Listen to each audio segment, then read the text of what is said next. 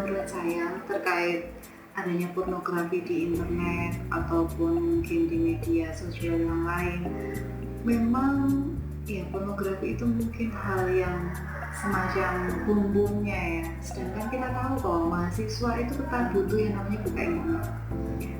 Ya mungkin kalau entah ya, apa ada cara yang semacam filter begitu. Kalau setahu saya, kalau misalnya teman saya punya anak kecil itu ada yang internetnya di filter sehingga dia tidak bisa akses untuk yang ke arah pornografi.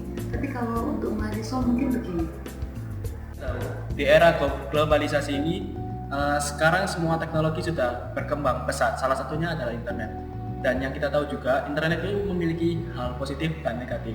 Dan jika kita berkaca pada hal negatifnya, maka salah satunya adalah pornografi.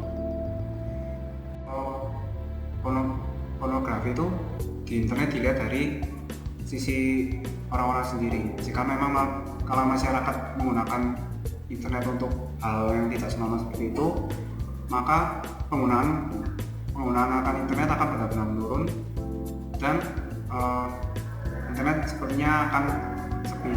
Kalaupun itu untuk tujuan yang buruk. Itu berarti kembali ke keluarga. Jadi pendidikan paling penting itu memang dari keluarga. Gimana caranya? Ya dari sisi keluarga harus kuat untuk pendidikan seksualnya. Mungkin pendidikan seksual sejak ini juga penting. Jadi anak-anak itu tidak mencari tahu, tidak perlu cari tahu sendiri, itu nggak perlu. Karena mereka sebenarnya sudah dikasih tahu.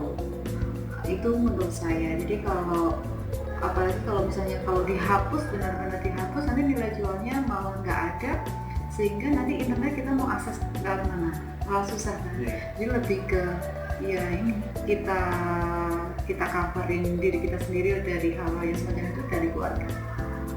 Misalnya ada kesadaran diri dari setiap masyarakat, maka tidak ada pengurangan dalam segi penggunaan internet, karena internet sendiri merupakan bukan hanya lahan untuk melakukan hal yang sekilas tentang pornografi, tapi IT juga bisa digunakan untuk sebagai pemasaran, untuk mengembangkan bisnis, dan untuk mengembangkan komunitas yang lainnya. Oke, masa lalu pornografi sangatlah sulit untuk dicari.